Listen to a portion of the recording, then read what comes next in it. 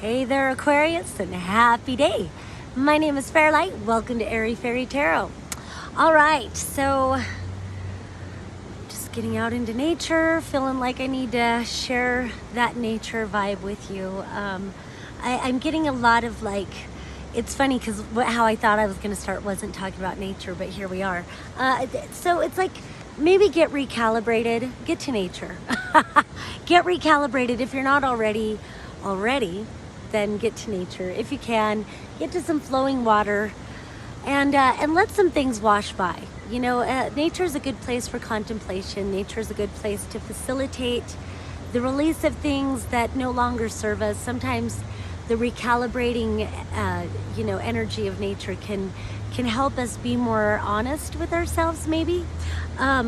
So I say that because, and it's not like this is, well, we'll just dive in. All right, so what we start out with is the Ten of Swords with the Hanged Man reversed. So if you're still hanging around in any kind of energy or any kind of situation or people in your life or just whatever, in this energy that's like done, it's done. They're not going to change. Whatever this is about, the situation's not going to change. The people aren't going to change. Often with this card, the Ten of Swords, I say, how many times does a person have to stab you in the back before you recognize they only have knives for you? And it could even go so far with maybe they tell you what you want to hear. They tell you, but it never comes to fruition. And so furthermore, it's like they know what you want. And the way they know what you want is because they do tell you what you want to hear. But it's one thing to tell you what you want to hear, but then look at their actions. It's right back to what they say, or it's right back to nothing changes. It's like they know what you want. They'll tell you what you want to hear, but they don't give a shit what you want. They just want you there to, so it's like whatever this energy is. This could be you doing this to you too, by the way. This could be you doing that insane thing where you keep doing the same thing, but you're expecting different results. And I feel like that could be more of a ringer for some people. So whatever, just keep that in mind. Just pay attention to what's bringing the same results and stop doing it. All right, so then we're going to, and so it's like that was the first message that came out. And then the next message that came out was the Star and the Seven of Cups upright. And in this deck, it's called Debauch. I don't know that Seven of Cups is so much debauchery, but it is this deck that wanted to speak. So with this Star card and that debauch kind of thing, it's like building up on this. It's like you're wasting your energy on shit that ain't gonna work out. And so it's like you're just wasting energy. Exactly that. Here you've got this light you've got to share. You've got this truth you have to share. And I feel like for some reason it's like people are watching you. For those of you that want to be watched by people, I feel like you've got an influence, and it's like you're just, again, it's like the word, it's like dissipating, but it's almost like wasting. It's really like you're wasting opportunity. Maybe you're wasting time. Maybe you're just, it's like this is an opportunity, and it's like I don't know. It's like the focus isn't there. And you know what? If you're anything like me, I just did this whole rant on the Capricorn reading. If you're anything like me, it really seems to come from outside sources, like people constantly trying to distract you from what you're trying to do. And sometimes it can even be like, and I don't know that I quite feel that with this, because then I looked at this again, I'm like, well, I don't know if it's quite like that, but maybe there's some of that energy where you know the direction you want to go in, or you know what your truth is, or whatever. It's like but there keep being all these distractions or interruptions or whatever blocking your movement forward. But then I kind of looked at this, and kind of what I got too was like, maybe you're wasting your words, maybe you're wasting your wisdom, maybe you're wasting your truth, wasting your light on deaf ears. And it's like you're not going to convince them. And so that could be another part of this. Like maybe you've got a savior complex or something, and this situation cannot be saved by you. It can't. So it's like, whatever, let this be a lesson of sovereignty. And now coming into alignment with this is so close to the Capricorn reading in some ways, but coming back into alignment with your sovereignty. And then from that space of sovereignty, as much as you may care about somebody else or another situation, as much as you would like to influence a different outcome, it's like you've just got to understand they're sovereign. Whatever this is, person, place, situation, whatever, they're sovereign too, and they are allowed to fuck around and find out the hard way. And so remember that beautiful quote that is, what is it? Good judgment comes from experience. Experience comes from poor judgment. So, all right, so it's like, don't waste your energy. Again, that word dissipating. It's like you're dissipating your energy on time-wasting bullshit. Whether that's people or not. But in that, I don't feel like it's all a loss, because then you've got the mages. You are creating something. So if nothing, you are maybe these time wasters or whatever that you're spouting all this amazing wisdom to, or whatever it is. They can be like sounding boards. So at least you're listening to you. At least you hear the wisdom you have to share. So it's not all for a loss. You're getting clarity about what you do want and what you want your audience to be, if indeed there is such a thing as an audience in this situation, which, take it, apply it to however it applies to you. But it's like, you want people who value what you have to say. You want circumstances in your life that truly value what it is that you are, or what your truth is, and what you have to share. So just know you are creating that. I feel like divine universe, divine law of attraction, whatever, it's receiving your more clarified desires. So in that, where are we going to go? It's like there's a big back and forth. I'd like to just leave it at that. like better things are going to come along, better, more authentic environments that are suit you better will be showing up. And so I want to keep it on that high vibe right there. So you've got the Sun card, and the Nine of Pentacles. So it's like the more you give your attention to your light, the more you shine that light, the more you allow that brilliance to come through you, the more I feel like the universe is just going to respond in kind, and you're going to be provided for, and you are building something. You are manifesting something by shining this authentic light. So thank you for that, Aquarius. But again, there's some other things that, just some housekeeping items that the cards, the ancestors, the guides wanted to acknowledge. So I'm going to go to this one first. Princess of Cups reversed and the Knight of Wands reversed. So this is just, I don't even know, after looking at all of this, well, no, because the way it started out, it's just more of this energy, but they just wanted to make sure you're clear about what they're talking about, I guess. Because this is some low vibing shit, man.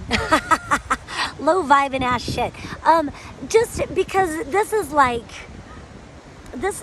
player energy, Knight of Wands reversed. This is like, and if it's not you just kind of being frivolous with your sexual energy, it could be entertaining those with frivolous sexual energy, or just something like that, whatever it is. This can be creative energy. It doesn't have to be necessarily sexual. It definitely could be, though. And so this looks like a codependent relationship. This is not healthy. But again, I don't want to just take it down to that, because this could just be energy playing out in yourself. These could be, energy that's inside of you. It's like, and it's immature. The princess and the knight, it's not the king and queen energy. So this is emotional immaturity. The Princess of Cups reversed. And I don't know, I kind of want to go into following your dreams or something, and then not acting on it. So I guess in the higher vibrational energy, this could be exactly that. It's like misfiring. It's like almost like half-assed putting energy into your dreams and then being like, well, that didn't work. And it's like, come on, man, you've got to show up for yourself. So it can be something very more ethereal energy of that. You're just not, maybe you're not giving yourself enough energy because you're not believing in yourself enough. And I feel like that would be rooted in trauma. So it's all beneficial. Ultimately, everything can be beneficial because it's revealing to us what kind of energy we're magnetizing or what kind of energy we are releasing, whatever we're working with. So just, love yourself more. Love yourself more. And I do feel like this could be like an immature sort of manipulating kind of energy too. So if this is you or someone else or something else in your life, could be a child also in your life. And if we go there, it's like, I don't know. I want to keep it to the self. If this is somebody outside of you, like a child or something like that, now that I said it, I guess I should acknowledge that. If this is a child, this is just emotional kind of manipulation, but it's like, it's just, what did I say before? Lack of maturity. And so if it's a child, and it's like they're acting out really bad. And I don't know what to say about that, except that you can be creatively engaging with this energy. So whether it's like inner child wounds or it's an outer child wound, being creative, using this brilliance that you have, I feel like you really can override. And these are much more powerful energies. And it's interesting, these are the solution to this. So, that wound, healing those inner child wounds, I would rather look at it like that, and just seeing that you do deserve more. You are more, you have way more to contribute. So again, don't sell yourself short, but recognize patterns of behavior, whether it's in you or somebody else, recognizing toxic patterns of behavior, and also possibly like distraction, disassociation, substance abuse kind of stuff. I get a little bit of that too. Just whatever to, again, disassociate, to just not have to face reality or whatever.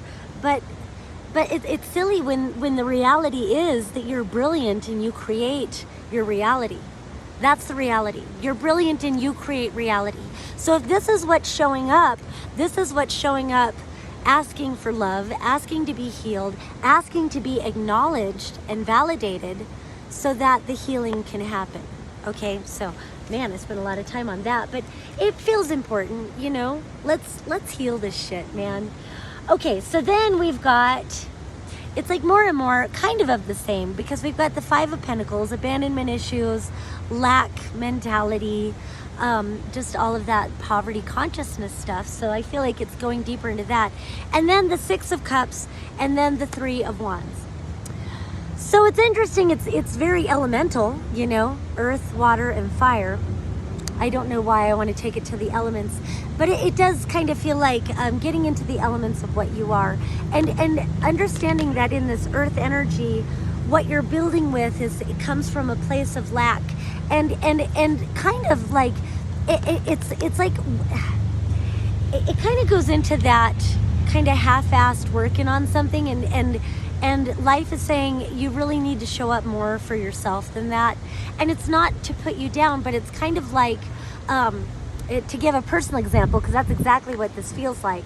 I was going to do a TV show with some friends, and we didn't build a solid foundation.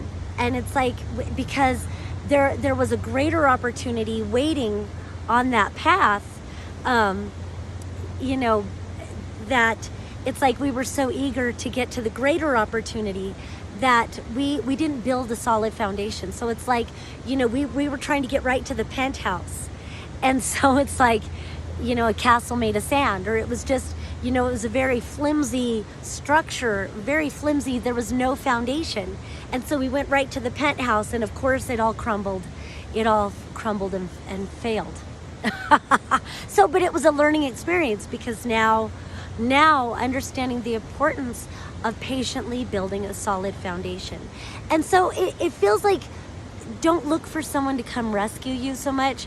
And what's ironic about this is like, that's poverty consciousness. It's like, if you do a little bit of something, then something is going to come up and save you. But this is like, you got to be more self-reliant. I don't know, this is upright, so it's like there's that there, but this also kind of feels like when you start focusing on what really inspires you, what you're really passionate about, that kind of energy, when you're going towards that, then I feel like there's going to be more to show up that supports you along the way. So, but just understand, this is more of childhood trauma stuff, that inner child thing that we just talked about, and really getting to the root of these low self-worth, patterns, self-sabotaging patterns.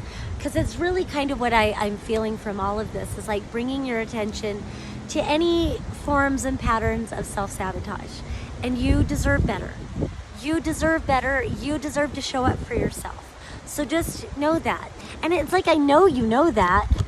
And so going towards that, but it's like, it makes me think of like Esther Hicks and Abraham. And it's like way back in the day. And they would talk about, because people would be like, so you just want me to pretend that nothing's wrong and just act like everything's fine. And sometimes they do say that. Yep, that's exactly what we want you to do. We want you just to pretend everything's fine, kind of a fake it till you make it. But there's something that way back in the day that they used to say, now we don't want you, and I like this, we don't want you to, like if the stove is hot, we want you to know the stove is hot, is what they would say. We don't want you to put Novocaine in your hands and say, oh, well now I've got Novocaine in my hands, so now it doesn't bother me that the stove is hot. Like, you're still gonna get burned if you do that. So I feel like that's what that's talking about, is like, if you've got these inner child wounds, you've got trauma to deal with, you've got abandonment issues to deal with, you've got worthiness stuff to deal with, then look at it. Look at your beliefs. Look at what is presenting and what is asking for love and what is asking to be healed. And then, and I do feel like, I don't know, that they call it pleasure. It's called pleasure in a couple of decks. And so I like that. A lot of times people will take this to mean like children or childhood friends or soulmates. This can be a soulmate card. I like that they call it pleasure, because it's like it goes from the 5 to the 6, and then we've got this 3 over here, but that's creating what that inner child really wants in a way. Where did these wounds come from? Because that inner child had a belief, and some abusive, traumatized adult, more than likely, fragmented that pure belief that the child had. So we're nourishing that. So I do feel like, allow yourself to receive more. I'm feeling like, don't avoid fun, don't avoid friends. You can heal that. It's just finding that fine balance between what's nourishing and what is avoiding. What is empowering and what energizes disassociation. So that's that. And then we've got death reversed with the moon upright. So anymore, like, I'm getting death reversed no matter what deck I'm using, no matter what kind of reading I'm doing, death reversed comes out. So I feel like this is definitely a collective energy. And so lately, death reversed, it's just talking about the process. We're in an ongoing process right now. And of course, life is an ongoing process. But I feel like this moment, this point in time, collectively and individually, because we express for the collective, but we can only express as individuals for the collective. And so we are in collective process. And again, it comes forth individually. And this is more of that healing those inner child wounds over and over again.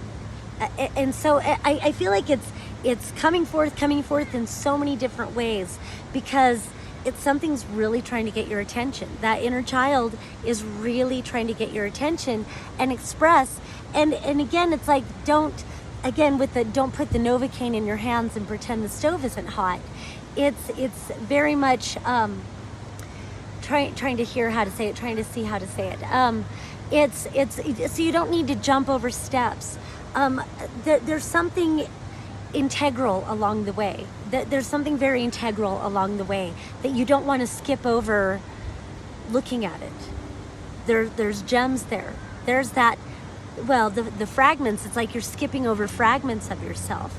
And so stop and sit with those fragments of yourself, hear what that inner child has to share with you, and then reintegrate that fragment into your wholeness. So do the work. That it's like you are at this wonderful place with that sun card, like you're fucking brilliant. So it's like all the while, shine the light on your brilliance. Now, for some reason, the sun card paired up with this Princess of Cups reversed. So again, it's like, it's something that's crying inside. Some part of you that's crying inside. And I there's this line from a song that's like, I'm dead inside. It's that part of you that like wants to express as a broken woman. No, I'm just kidding. But you know, man, woman, whatever you are, that wants to express that dead inside. Well, no, I'm still alive, but I feel trapped. That part of me has died, but that part is not there. Just not being afraid to shine the light in there. So again, that moon card is really, where did that moon go? Here it is. So you've got the sun and the moon. So this is very much a time for, you know, shining that light and then reflecting on what gets revealed. Shining that light and then reflecting on what gets revealed. And so I feel like, I feel like in this also, others who you interact with, I feel like your channel just opens up and you share divine wisdom with others, or something like that. But like, pay attention to the advice or the wisdom that comes through you for others, because I feel like there's so much more of you speaking to yourself than maybe you recognize. And so, yeah, listen to that and write it down. Anytime you can, write it down. Write it down, write it down. And so do the work, heal those triggers. Again, remember, good judgment comes from experience. Experience comes from poor judgment. And then just let yourself shine and be reflective. It's all that. It's this process. Let this little girl cry. I always say, you know, when you need to heal some trauma, do some psychedelics, go sit by the water, and the water really helps facilitate that release. Let yourself cry. All right, Aquarius, I think I'm done with this reading. I hope you enjoyed it. And until next time, peace and love.